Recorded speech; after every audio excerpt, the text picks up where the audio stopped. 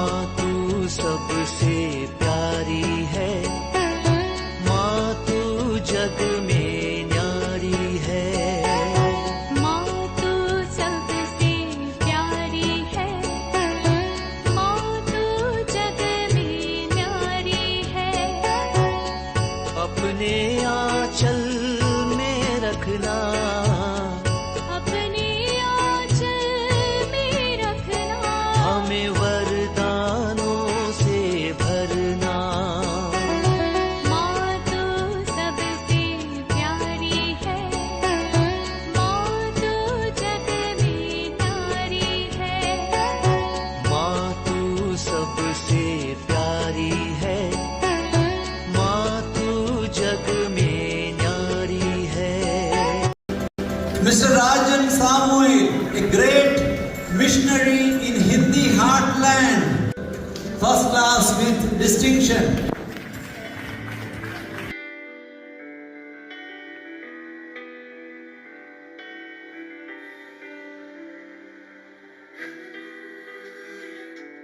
पिता, पुत्र और पवित्र आत्मा के नाम पर आमीन। आप सबों को जय यीशु।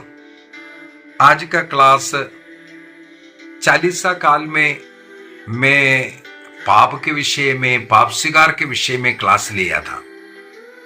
जब मैं पाप स्वीकार के विषय में क्लास लिया, एक पुरोहित के पास जाकर के पाप स्वीकार करना है, उसकी जरूरत क्या है, कैसे पाप स्वीकार करना है, पाप स्वीकार पुरोहित के पास नहीं करते तो क्या होगा, ये सब मैंने उन क्लासों में सिखाया। पाप स्वीकार का ही मेरे ख्याल में 7-8 क्लास उस समय पर, चालीसा काल के समय पर मैंने लिया था। उस समय पर एक टिप्पणी बाद में पढ़ने के लिए मुझे मिला, मैंने उसको नोट किया, लेकिन बाद में हम लोगों का क्लास का अलग अलग सब्जेक्ट था, इसी वजह से आज मैं उस क्लास को लेना चाहता हूं। इस प्रकार का क्लास इससे पूर्व में कई बार हो चुका है, फिर भी हमारे YouTube में हमारे विरुद्ध टिप्पणी करने वालों में एक ने है फिर से वही सवाल, पुरोहित से पाप स्वीकार करने से क्या लाभ है? वो स्वयं इतना बड़ा पापी है, पाप में रहता है। पाप स्वीकार करना चाहिए ईश्वर से, यीशु से माफी मांगो। यीशु क्रूस पर मरा है, यीशु ने रक्त बहा करके हमें पाप क्षमा दिया है, तो यीशु ही हमें क्षमा देगा। और वो कहते हैं मैं कभी पुरोहित से माफी मैंने मांगूंगा, क्योंकि वो स्वयं पापी है। आज इसी के ऊपर हम लोगों को मनन चिंतन करना है। आपका विचार क्या है? ईश्वर ने पाप क्षमा के लिए, मानव जाति को पाप मुक्ति देने के लिए एक योजना बनाई। उत्पत्ति ग्रंथ अध्याय 3:15 में ही हम लोगों को, मनुष्य जब आदि पाप किया उसी समय पर प्रभु की उस योजना, ईश्वर की वो योजना क्या था, वो बाइबल में लिखा है। ईश्वर मनुष्य को पाप से बचाने के लिए एक योजना बनाई, क्योंकि पाप ईश्वर के विरुद्ध है।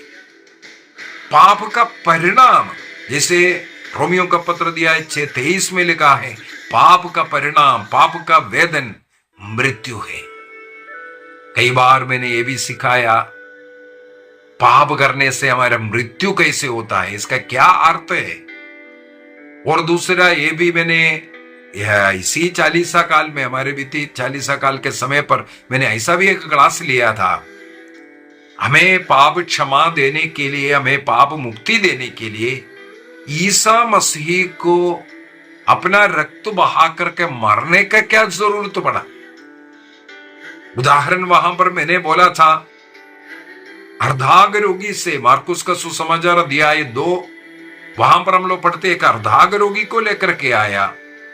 उस अर्धांग रोगी के चंगाई के पूर्व में ईसा मसीह ने क्या किया? उसे कहा, बेटा तुम्हारा पाप क्षमा हो गया।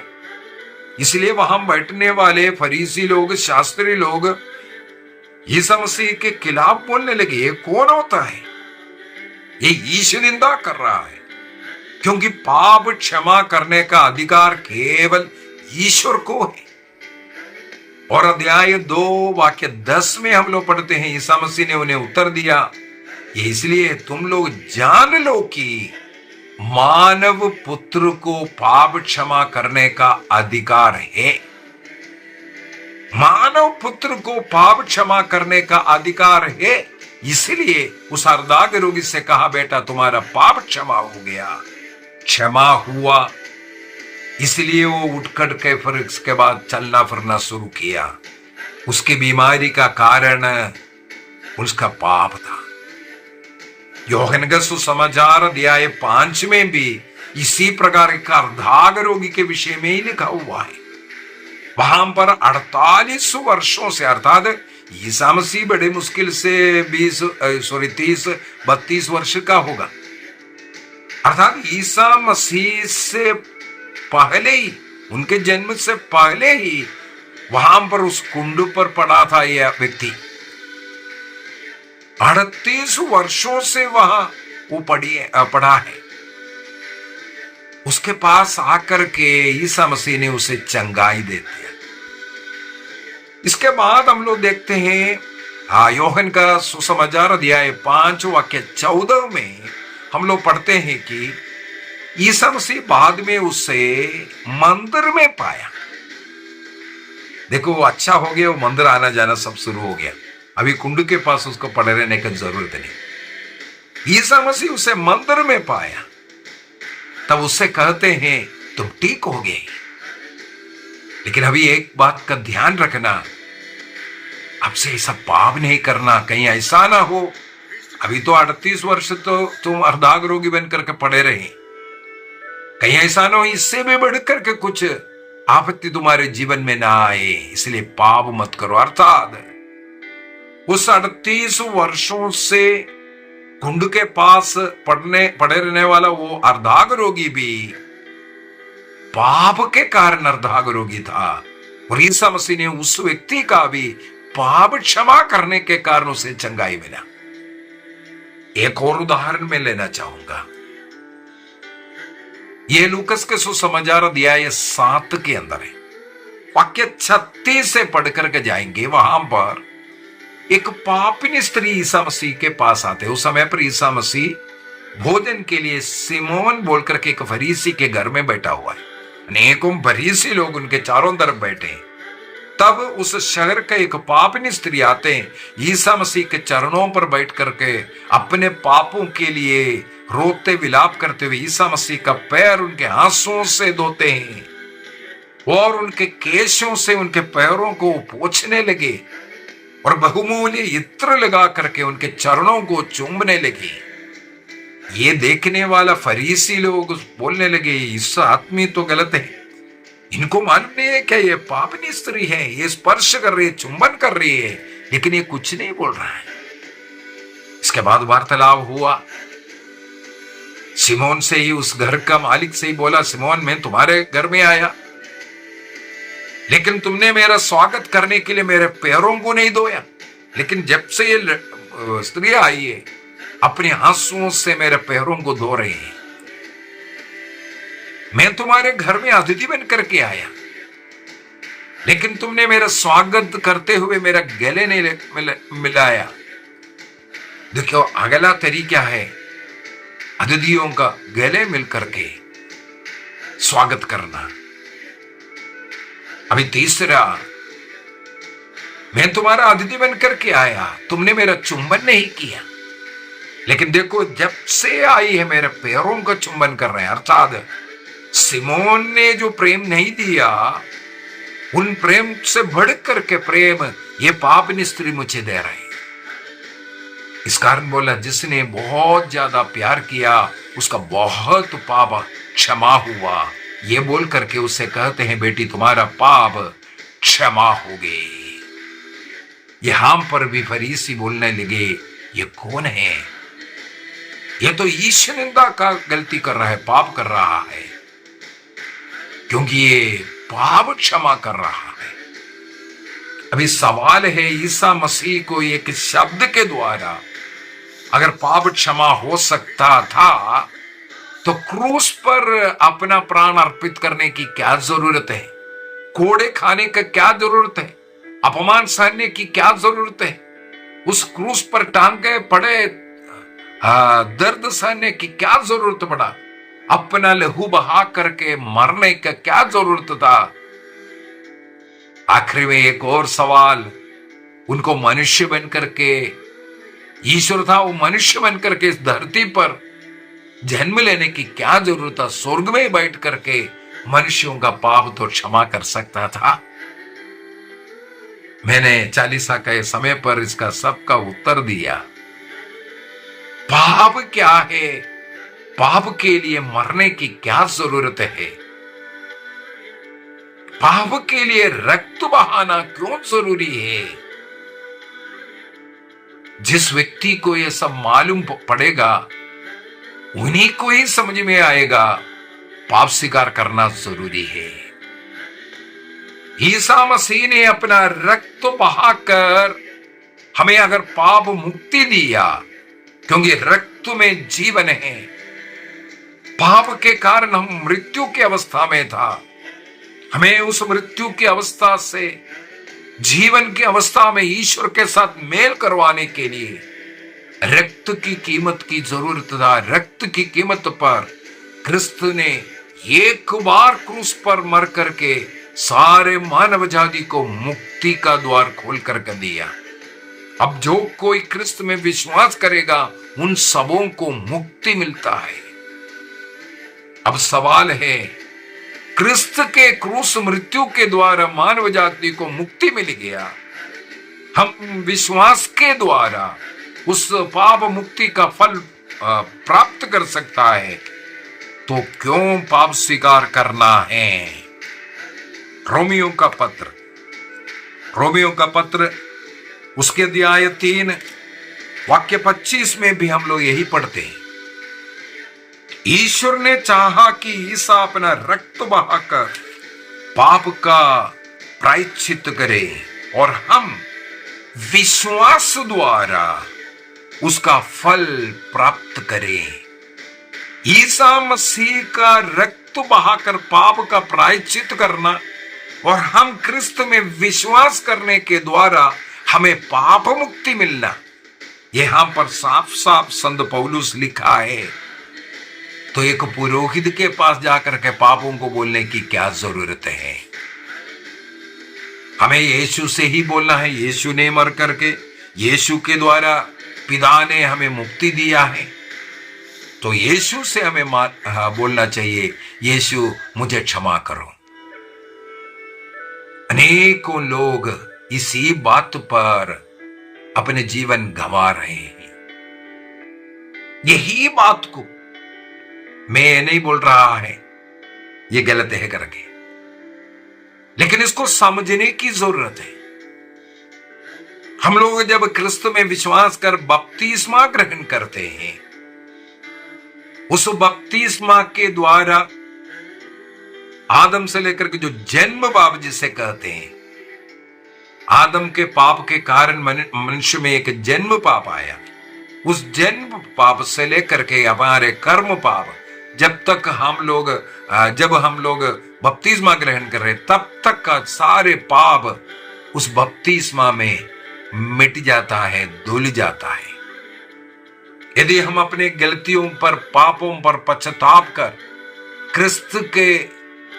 क्रिस्त में विश्वास करने के द्वारा मुझे मुक्ति मिलेगी, इस विश्वास के साथ क्रिस्त को अपने मुक्तिदाता के रूप में स्वीकार करते हुए यदि हम बपतिस्मा ग्रहण कर रहा है, तो उसी समय पर हमारा पाप क्षमा हो गया है।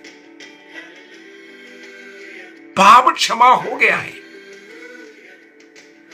कैथोलिक चर्च भी यही सिखाते हैं, पाप क्षमा क्रिस्त के द्वारा ही मिलता है। क्रिस्त के कलवारी बलि के द्वारा ही मानव जाति को मुक्ति मिलता है, पाप क्षमा मिलता है, इसमें कोई डाउट नहीं है। ईसा मसीह संसार में आना, संसार के लिए अपना प्राण अर्पित करना, इसके पीछे का एक ही लक्ष्य था, लोगों का पाप क्षमा क्रिस्त की इस मृत्यु के द्वारा, उनके रक्त के द्वारा होना चाहिए, और हुआ है, इसमें कोई डाउट नहीं है। अब ध्यान से सुनना है, कई बार एक क्लास ले चुका है।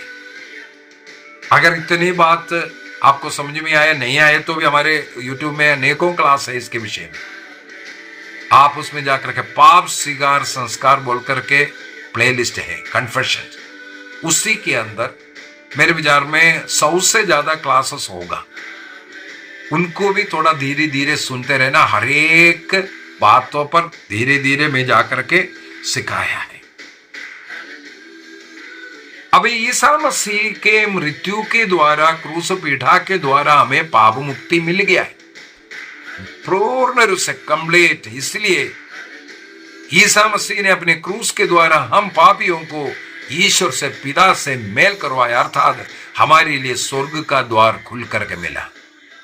अभी संत योहन अपने पहला पत्र दिया है 3 वाक्य 9 में क्या लिखा है? योहन का पहला पत्र 1 जॉन चैप्टर 3 वर्स 9 मैं पढ़ लेता हूं क्या लिखा है। जो ईश्वर के संतान है, ईश्वर का संतान माने ईसा मसीह के नाम पर बपतिस्मा ग्रहण किया और क्रिस्त को अपने मुक्तिदाता के रूप में स्वीकार कर उस कलीसिया का सदस्य बन गया, वो ईश्वर का संतान है। जो ईश्वर का संतान है वह पाप नहीं करता। इसके बाद क्या लिखा है? क्योंकि ईश्वर का जीवन तत्व उस व्यक्ति में क्रियाशील है, पवित्र आत्मा उन्हें मिलता है, क्रिस्त उसमें जीवन, क्रिस्त के शरीर से वो जुड़ा हुआ है, वो क्रिस्त के समान जीवन जी रहा है, इसलिए वो कभी पाप नहीं करता। वह पाप नहीं करता क्योंकि वह ईश्वर से उत्पन्न हुआ है, बपतिस्मा के द्वारा वो ईश्वर से उत्पन्न हुआ।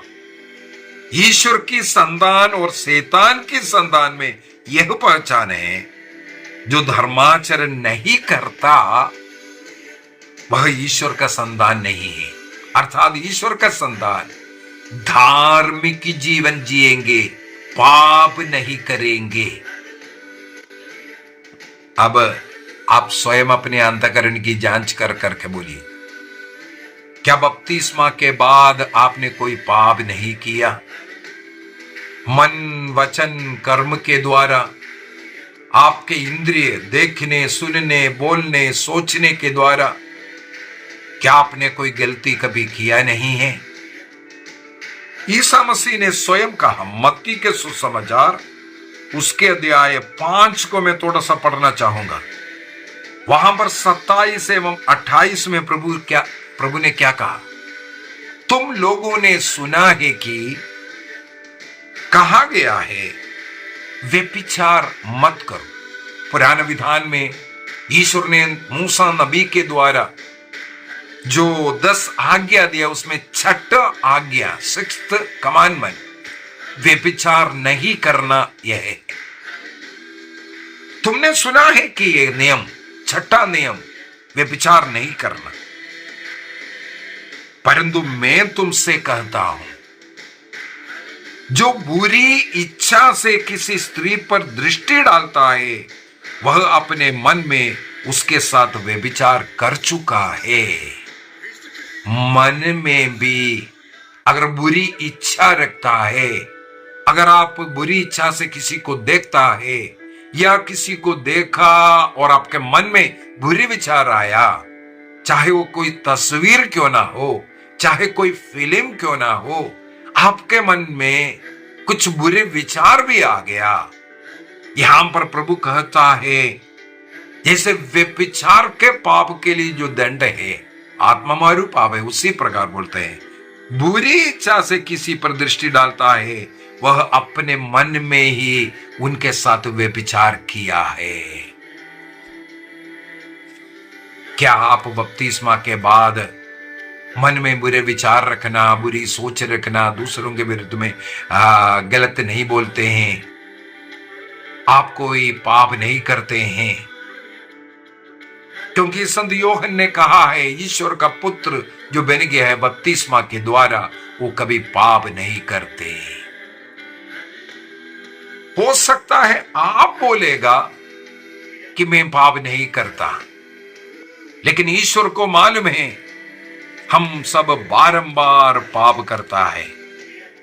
इसलिए संत यूहन्ना स्वयं क्या कहते हैं? संत यूहन्ना अध्याय 1 वाक्य 8 और 9 में, संत यूहन्ना पहला पत्र अध्याय 1 वाक्य 8 और 9 में लिखा है, यदि हम कहते हैं कि हम निष्पाप है, हमने कोई पाप नहीं किया, तो हम अपने आप को धोखा देते हैं और हमें सत्य नहीं है।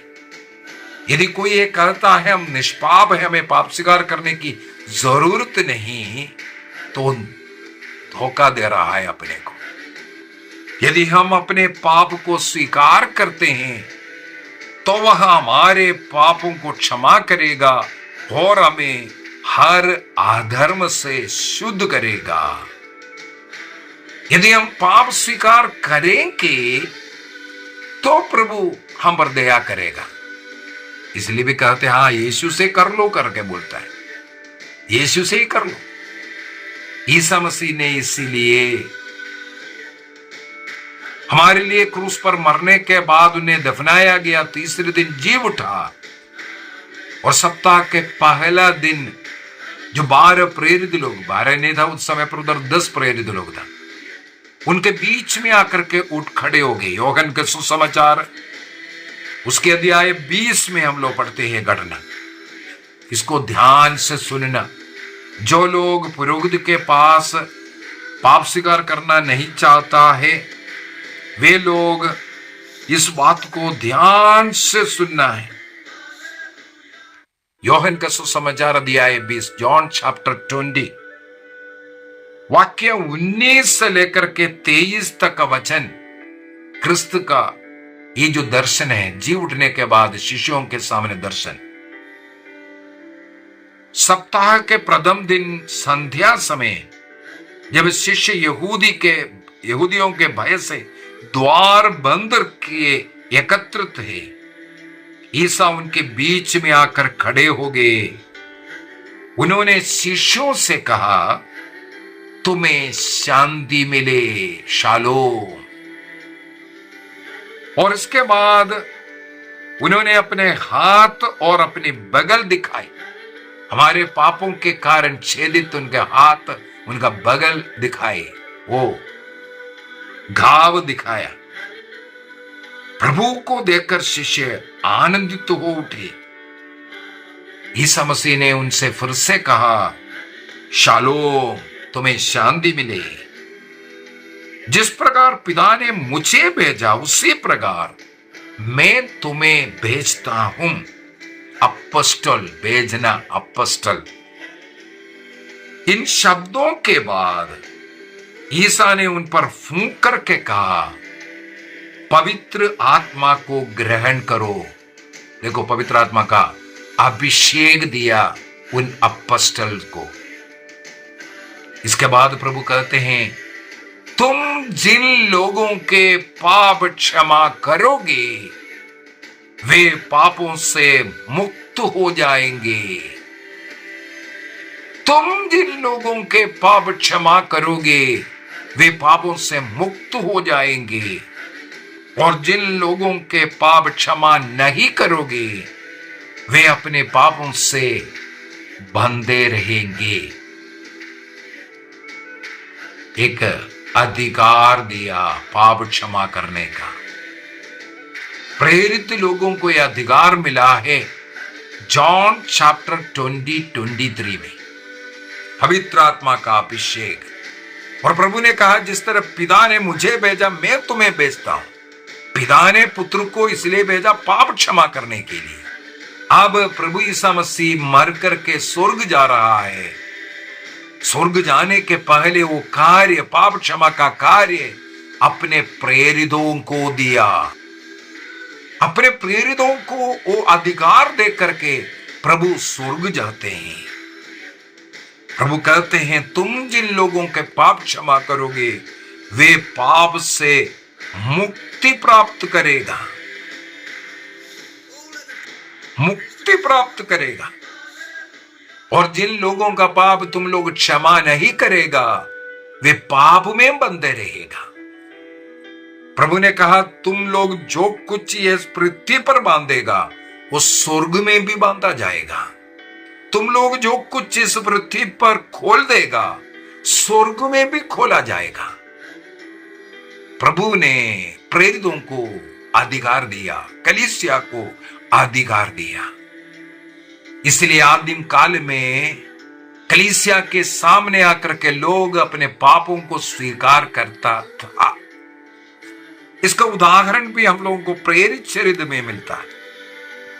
प्रेरित चरित्र उसके अध्याय 19 में वाक्य 18 और 19 में हम लोग पढ़ते हैं। एक्ट्स चैप्टर 19 वर्स 18 एंड 19 में वहां पर हम लोग पढ़ते हैं विश्वासियों में भी बहुत से लोगों ने आकर सबों के सामने स्वीकार किया कि उन्होंने तंत्र मंत्र ऐसा पाप किया है, और जादू टोना करने वाले लोगों भी आया है।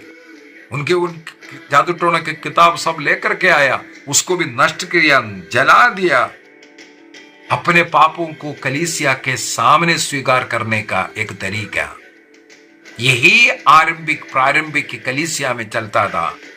लोग अपने गुनाहों को कलीसिया के सामने स्वीकार करता था, और कलीसिया का जो मुखिया, जो पुरोहित है, जो बिशप है, उन्हें क्षमा देता था, और उनके उस क्षमा का शब्द के द्वारा उन्हें क्षमा मिलता था।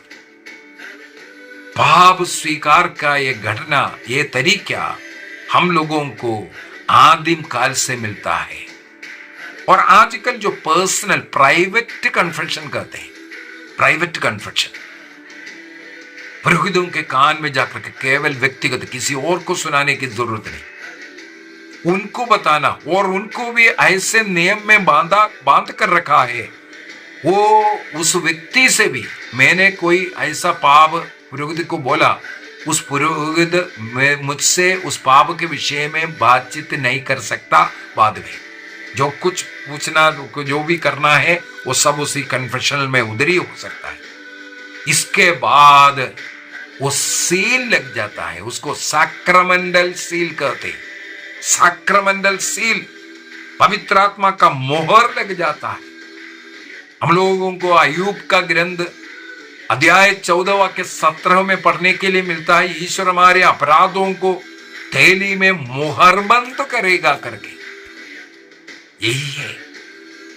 और मीका का ग्रंथ अध्याय 7 वाक्य 18 में हमारे पापों अपराधों को प्रभु पैरों तले रोंद डालेगा और समुद्र के गर्द में डाल देगा। पूर्व पश्चिम से जितना दूर है उतना अधिक हमसे उन पापों को दूर करने के विषय में स्तोत्र ग्रंथ 103 वाक्य 12 में लिखा है। हिब्रूज चैप्टर 8:12 में, इब्रानियों का पत्र 8:12 में लिखा है, मैं उन पापों को याद नहीं करूंगा जिन पापों को हमने स्वीकार किया, हमने जिसको घृणा कर छोड़ दिया। प्रभु भी उसे क्षमा करने के विषय में पुरोहित के पास जाकर के उन पापों को स्वीकार करना जरूरी है। मैं गलती कर, मैं स्वयं निर्णय करूंगा, मैं स्वयं उसको गुप्त रख करके प्रभु से बोल करके हाँ मैं चंगाई प्राप्त करेंगे, मैं मुक्ति प्राप्त करेंगे, ये एक गलत सिस्टम। ऐसा कोई जजमेंट हम स्वयं नहीं कर सकता। गलती करने वाला भी मैं, जज बन करके उसके लिए निर्णय करने वाला भी मैं बनना, ये ईश्वर के नियम के अनुसार नहीं है। ईश्वर के नियम के अनुसार पाप क्षमा के लिए क्रिस्त ने रक्त बहाया। अभी सवाल है, समय की कमी के कारण आगे बढ़ रहा हूं। अभी सवाल है, एक पापी पुरोहित के पास जाकर के क्यों बोलना है? ईसा मसीह ने जिन पुरोहितों को, जिन शिष्यों को अधिकार दिया, उनमें कौन पवित्र था? कौन संत था? उनमें एक भी नहीं था। ईसा मसीह ने 12 शिष्यों को चुना, उनमें एक भी संत नहीं था। सब आपस में लड़ने वाले, उनमें चोर था, पता नहीं क्या क्या स्वभाव का, गुस्सा वाला, मार डालने वाला, डाकू जैसे व्यक्ति, ऐसे व्यक्तियों को प्रभु ने अपने शिष्यों में चुना। इसलिए संत पौलुस कहते हैं ये जो खजाना ईश्वर ने दिया है वो मिट्टी के बर्तन में है। मिट्टी के बर्तन में खजाना रखने वाला ईश्वर, इस पाप क्षमा चाहे कोई अन्य संस्कार क्यों ना हो, इसको करने के लिए ईश्वर ने पापी मनुष्य को ही चुना है। क्या कारण है? उस मनुष्य के गुण के कारण हमारा पाप क्षमा नहीं होता है, बल्कि क्रिस्त के बहुमूल्यवान रक्त जो कलवारी से बहा, उसकी कीमत पर हमारा पाप क्षमा, हमारा उद्धार होता है। पेतरुस का पहला पत्र उसके अध्याय 1 वाक्य 18 और 19 को अगर हम पढ़ेंगे, पेतरुस का पहला पत्र अध्याय 1 वाक्य 18 और 19 को पढ़ेंगे, आप लोग जानते हैं कि आपके पूर्वजों से चले आने वाले निरर्थक जीवनचर्या से आपका उद्धार सोने चांदी जैसे नश्वर चीजों की कीमत पर नहीं हुई है, बल्कि एक निर्दोष तथा निष्कलंक मेमने अर्थात मसीह के मूल्यवान रक्त की कीमत पर हुई है। साफ साफ बोल रहा है, क्रिस्त का बहुमूल्यवान रक्त बहाने के द्वारा ही हमें पाप मुक्ति मिलता है। लेकिन वो पाप मुक्ति एक पुरोहित के द्वारा ही मिलेगा, पापी पुरोहित, क्योंकि मिट्टी के बर्तन में इस खजाने को प्रभु ने रखा है। मैं कुरिन्थियों का दूसरा पत्र उसके अध्याय 5 वाक्य 20 और 21 को भी पढ़ना चाहूंगा। कुरिन्थियों का दूसरा पत्र अध्याय 5, 2 Corinthians chapter 5 verse 20 and 21। इसलिए हम मसीह के राजदूत है, we are the ambassadors of Christ. मानो ईश्वर हमारे द्वारा आप लोगों से कुछ अनुरोध कर रहा हो। हम मसीह के नाम पर आपसे विनती करते हैं कि आप लोग ईश्वर से मेल कर आए। वाक्य 18 में संत पौलुस कहते हैं, इस मेल मिलाप सेवा कार्य के हम प्रेरितों को ईश्वर ने सौंपा है, सबों को नहीं, हम प्रेरितों को इस कार्य को सौंपा है। मेल मिलाप संस्कार अर्थात कन्फेशन, 2 Corinthians chapter 5:18। इसलिए संत पौलुस कहते हैं, वी आर द एम्बेसडर्स, हम क्रिस्त के राजदूत हैं। वाक्य 21 में क्या लिखा है? मसीह का कोई पाप नहीं था, फिर भी ईश्वर ने हमारे कल्याण के लिए उन्हें पाप का भागी बनाया, जिससे हम क्रिस्त के द्वारा ईश्वर की पवित्रता के भागी बने। ईश्वर के पुत्र पवित्र होने के कारण, उनके उस कलवारी बलि के कारण ही पुरोहित जब बोलते पिता पुत्र पवित्र आत्मा के नाम पर मैं तुम्हारे पाप क्षमा करता हूं, ईसा मसीह ने जो अधिकार दिया उस अधिकार के साथ जब बोलते हैं ईसा मसीह के क्रूस बलिदान के पुण्य फल के द्वारा हमें पाप मुक्ति मिलता है, उसके लिए एक साधन, एक मीडिएटर बनाया ईश्वर ने पुरोहितों को। इसलिए कभी भी नहीं बोलना है हम पुरोहित के पास जाकर के पाप स्वीकार नहीं करेंगे। ये बोलना ये शैतान का मनोभाव है, ये शैतान का कार्य है। कुरिन्थियों का दूसरा पत्र अध्याय 4 वाक्य 7 में पुरोहित मिट्टी का बर्तन है करके वहां पर संत पौलुस स्वयं बोल रहा है, हम मिट्टी का बर्तन है, लेकिन इस बर्तन में, इसी बर्तन में ही ईश्वर ने खजाना रखा है। इस खजाना है पाप स्वीकार संस्कार। यदि आपको उस मिट्टी के बर्तन से सहमत नहीं है, आपको पाप स्वीकार संस्कार नहीं मिलता, आपको पाप क्षमा नहीं मिल पाता है। इसलिए हमें पुरोहितों की ओर नहीं, क्रिस्त की ओर आंखें उठा करके, जिसे पुरोहित ने उन कमजोर पुरोहितों को, व्यक्तियों को चुन करके हमारे लिए दिया, वो क्रिस्त का बुलाहट को स्वीकार कर वो कार्य कर रहा है। क्रिस्त का स्थानपति अम्बासडर बन करके वो कार्य कर रहा है। उनको हमें आदर देना है, सम्मान देना है, उनके पास जाकर के पापों को बोलना जरूरी है। कहीं भी कोई भी व्यक्ति ये नहीं बोलता है कि पुरोहित कोई पाप नहीं करता है, लेकिन पाप स्वीकार संस्कार में ईसा मसीह का बलिदान का वो कृपा उठा करके देने के लिए उन्हें अधिकार मिला है, उन्हें अधिकार मिला है। कैथोलिक कलीसिया का धर्म शिक्षा ग्रंथ 1424 में लिखा है कि हमें इस प्रकार एक पक्का विश्वास हो जाता है कि क्रिस्त के नाम पर हमें यहां पाप क्षमा मिल गया है। और बहुत ही अच्छा एक बात मुझे पढ़ने के लिए मिला, कैथोलिक कलीसिया का धर्म शिक्षा ग्रंथ 1128 1128 नोट कर दीजिए। 1128 के अंदर बहुत ही सुंदर तरीके से कलीसिया में ये सिखाते हैं कि एक्स ओपरे ओपरांडो,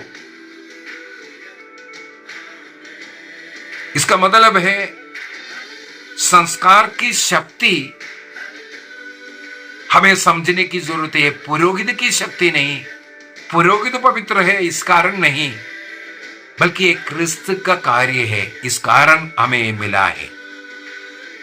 पुरोहित क्रिस्त के स्थानपति बनकर के कार्य कर करके दे रहा है हमें। कैथोलिक कलीसिया का धर्म शिक्षा ग्रंथ 1584 में लिखा है, पुरोहित की अयोग्यता जो संस्कार हम लोग ले रहा है उसकी वैधता को कहीं प्रभावित नहीं करता है।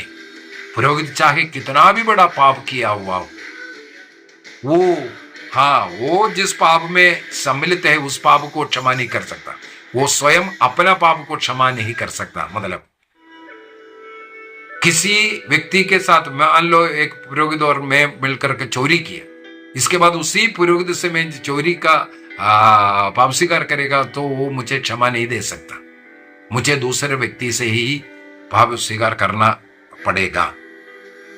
लेकिन पुरोहित की कोई अयोग्यता हमारे किसी संस्कार को अवैध नहीं बनते हैं, क्योंकि मसीह संस्कारों के द्वारा कार्य करते हैं। यदि संस्कार है उसमें क्रिस्त ही कार्य करता है।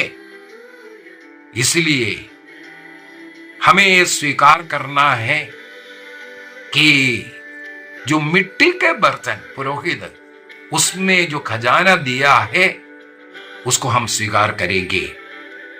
पुरोहित खुद पापी है, वो पाप क्षमा नहीं कर सकता, ऐसा सोचना गलत है। क्योंकि संत पौलुस स्वयं कहते हैं हम क्रिस्त के स्थानपति है, हम वो कार्य कर सकता है। और कैटेकिज्म 1424 में संस्कार के द्वारा पाप स्वीकार संस्कार है, एक संस्कार होने के कारण यदि हम पाप स्वीकार करेंगे, पापों को अपने पापों को बोलेंगे, उस पाप स्वीकार के द्वारा हमें क्षमा 100% प्राप्त होगा। और कैनन लो, ये भी आप नोट कर सकता है, रोमन कैनन लो 983 के 983, उसी के द्वारा पाप स्वीकार में पुरोहित को बोलने वाला हरेक पाप में मुहर बन करके, वो है पवित्र आत्मा का मुहर, उसको सैक्रामेंटल सील कहते हैं। पाप स्वीकार के एक मुहर लग जाता है, कानूनी तौर पर वो सील्ड हो गया, उसको स्वयं वो पुरोहित खोल नहीं सकता, हमारे साथ भी उसके विषय में चर्चा नहीं कर सकता। इस प्रकार उसको सील कर करके रखा है। और पाप स्वीकार के क्लास में मैंने बोला था हमारे पापों के लिए पश्चाताप करना, उसको छोड़ने का निर्णय करना, एक दूसरे से मेल मिलाप करना, इसके बाद एक पुरोहित से पापों को बोलना, पाप के लिए मैंने ये भी बोल करके उस क्लास में दिया था 3, और सबसे पहले हर एक पाप ईश्वर के विरुद्ध है, इसलिए ईश्वर से हमें क्षमा मांगना है। ईश्वर से हमें क्षमा मांगना है। वो पाप किसी व्यक्ति के विरुद्ध है, उस व्यक्ति से भी हमें क्षमा मांगना है। अभी तीसरा है, वो पाप से मुक्ति प्राप्त करने के लिए हमें जाकर के पुरोहित को भी बोलना है, मैंने ऐसा गलती किया है। तब वो पुरोहित के द्वारा उस पाप का पूर्ण मुक्ति हम प्राप्त करते हैं। इसका मतलब पाप स्वीकार, हमने हर एक पाप ईश्वर के विरुद्ध है, इसलिए ईश्वर से माफी मांगना है हर पाप के लिए। यहां खत्म नहीं हुआ, जिसको हमने ठेस पहुंचाया, दुख पहुंचाया, उससे भी हमें माफी मांगना है।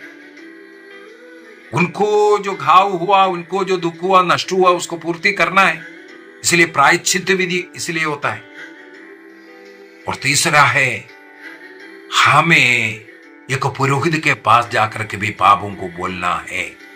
इस प्रकार पाप से पूर्ण रूप से हम मुक्ति प्राप्त करते हैं, हम विशुद्धि प्राप्त करते हैं, स्वर्ग राज्य के योग्य बन जाते हैं। आइए हम अपनी आंखें बंद करें। गलत शिक्षा जो मनुष्य जो कर रहा है उसके पीछे ना जाएं। बड़े बड़े पाप कर उन्हें लज्जा आता है एक पुरोहित के पास जाकर के पापों को बोलने के लिए। इसलिए शैतान जिस प्रकार आदम हेवा पाप किया, उन्हें लज्जा डाला, अनेकों लोग पाप स्वीकार से संस्कार इसलिए नहीं जाते हैं, इसलिए उससे दूर भागते हैं, इसलिए कैथोलिक चर्च को छोड़ करके जाते हैं, क्योंकि वे अपने पापों से लज्जित हैं। हमें पेतरुस के समान धैर्य रख करके प्रभु की ओर मुड़ना है। हमें यूदस की तरह नहीं, लज्जित होकर के, पश्चाताप होकर के जाकर फांसी अपने मृत्यु का कारण नहीं बनना। जो व्यक्ति पाप स्वीकार नहीं करते हैं वो यूदस के समान हैं। जो कैथोलिक चर्च से जुड़े रह करके नियमित रूप से कम से कम हर महीने एक बार पाप स्वीकार करते हैं, वो पेतरुस के समान कृपा प्राप्त करेंगे। प्रभु हम सबों को आशीष दे, पिता, पुत्र और पवित्र आत्मा के नाम पर आमीन। आप सबों को जय यीशु।